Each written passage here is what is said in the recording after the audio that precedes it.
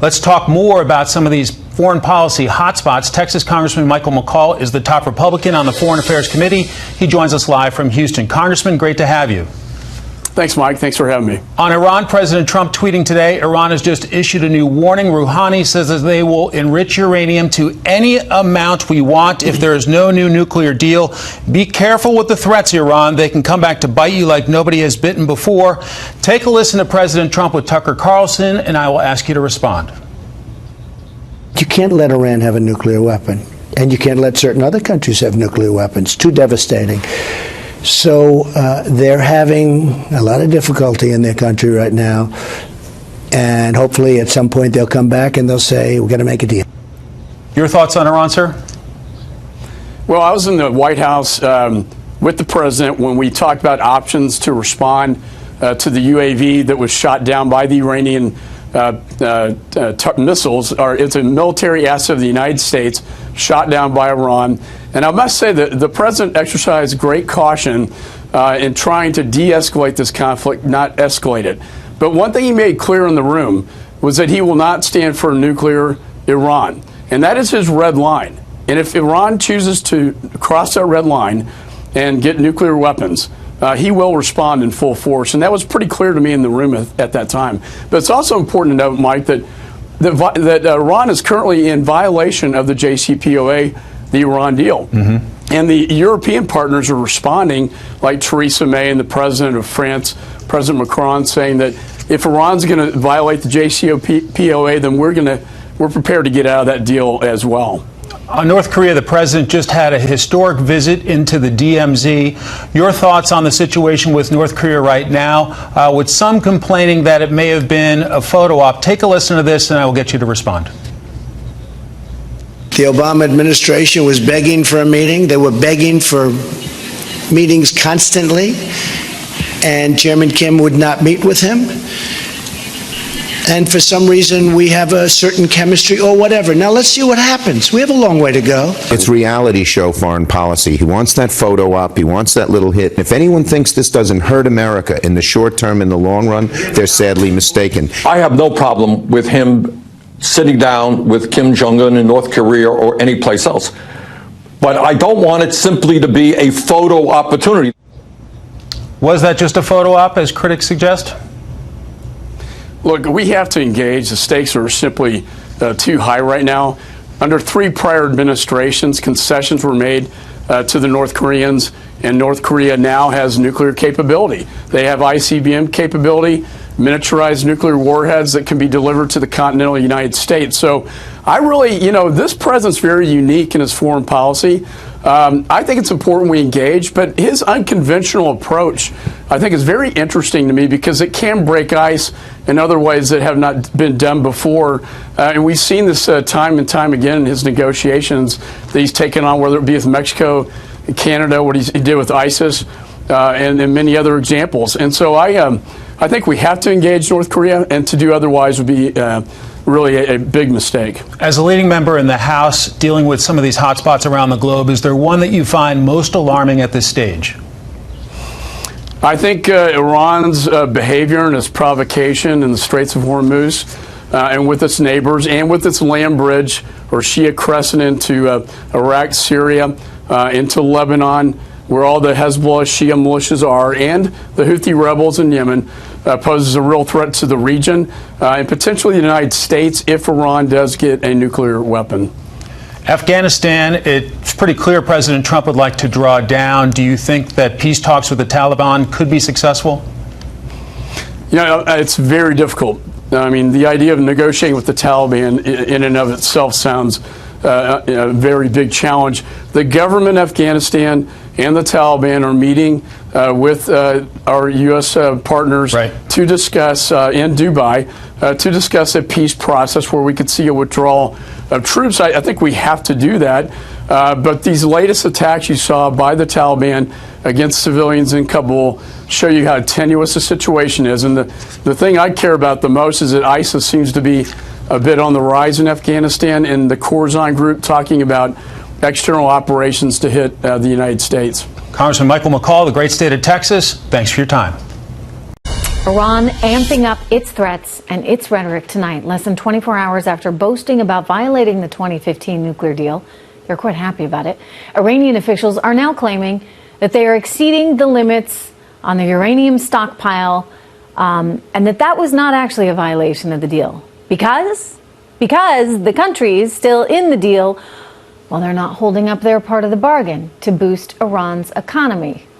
Now it's threatening to violate even more serious provisions of that nuclear deal if Europe doesn't meet its demands in just 5 days' time. I'm sorry, when did Iran start calling the shots? Good luck, guys. Joining me right now with analysis on what could come next, Chairman of the Institute for the Study of War, Fox News senior strategic analyst, retired 4-star General Jack Keane. General, welcome. Glad to be here, Trish. My goodness. So they're making all kinds of demands. They're being quite outspoken. They can't get over the fact that this deal was torn up by the President of the United States. And now they're just going to continue on this push to enrich uranium, despite knowing that it's just going to anger the Europeans. What's in it for Iran on this one? Do they want World War III? Yeah, what they're using, clearly, they obviously are still in the JCPOA. They're exceeding the restrictions on enriched uranium, and they're using that as a negotiating tool, particularly with the United Kingdom, Germany, and France. For what reason? To get them economic relief. They're telling them that they will go back and comply with the restrictions if you help us out economically, because we're still in a deal, you're still in a deal, the United States is out, they're putting pressure on us, and that's unfair. So this is a ploy on their part.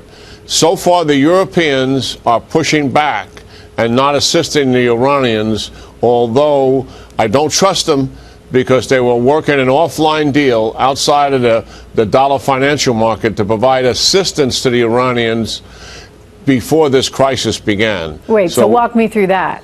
What were they doing? We have significant sanctions on the Iranians, and one of them is in the financial market driven by the dollar. Right. Those three countries were working together in concert with each other to enter into financial deals with the Iranians that did not include the dollar-driven financial system. Euro dominated? Yes. Yeah. And they're also establishing a bartering system. How recent was this, General?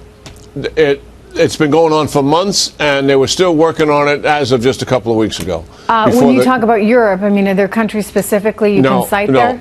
The United Kingdom, Germany, and France are the three culprits that are here, because they're involved in the deal, and they were trying to pull some others in. It has not worked so far, Trish. So that's one. The other thing that's happening here is the Iranians obviously disrupted the oil artery in the Persian Gulf, but they got caught at it. Yeah. So we have indisputable evidence that they sabotaged those ships. They did not expect that to happen. They shot down our drone, and they got caught at it, the fact that it was in international waters.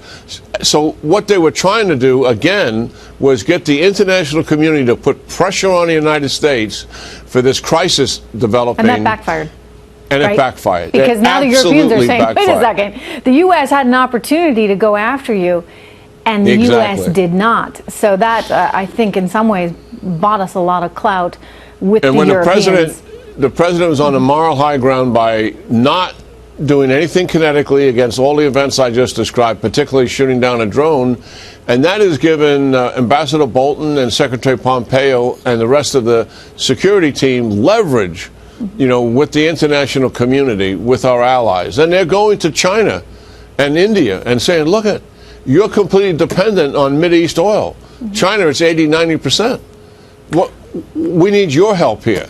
Let's you put pressure on the Iranians. Okay. And that's a good strategy. So gaming this out, though, look, we don't need Middle Eastern oil. We don't. I mean, we are energy independent, and that's great. I mean, granted, nobody wants higher oil prices, and that's lousy for the economy overall.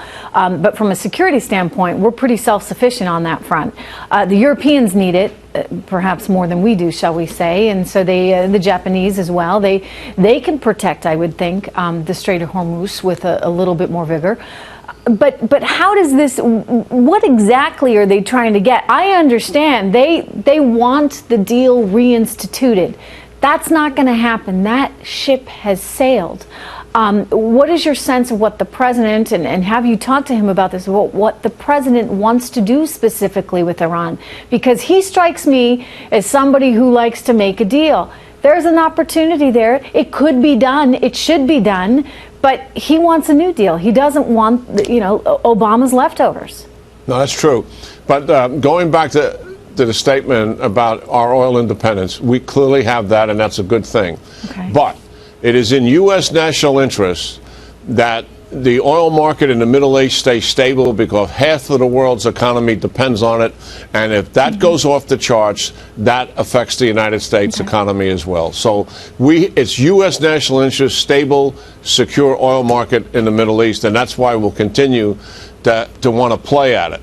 Now, as you suggest, though, we are talking earnestly to our allies to get them to help protect the shipping lanes. We don't need 40, 50 escort ships out there doing that work. All we need is people with cameras, because that's what's going to identify the Iranians. That's what is spooking them.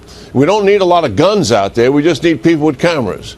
And that can be overhead cameras, obviously in drones, etc. That can be small boats going along tankers. That can be the tankers themselves. So that is getting stitched together by some pretty smart people, and how to do that as well as can be expected. Where are we going? The president has been right on target, I think, right from the beginning. There's a lousy deal. Let's get out of it and try to get a better deal. All of the sanctions that are being imposed on the Iranians, and you've been reporting on it, it's very significant, is with a motivation to bring them back in to have some negotiations about a better deal. Well, he said over and over again, right? I'm here by the phone. I'm standing here. I'm ready, willing to take the call. But they're so bruised over the fact that he tore up the deal. I think they just can't get quite to first base, which is a shame, because he's extended an olive branch and they go out and shoot down our drone.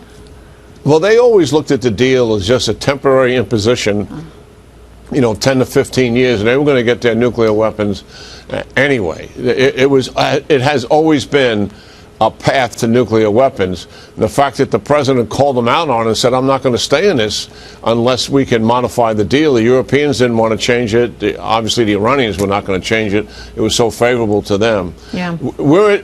No president in 39 years has conducted a strategic offensive campaign to put maximum pressure on the Iranians the way this administration is doing.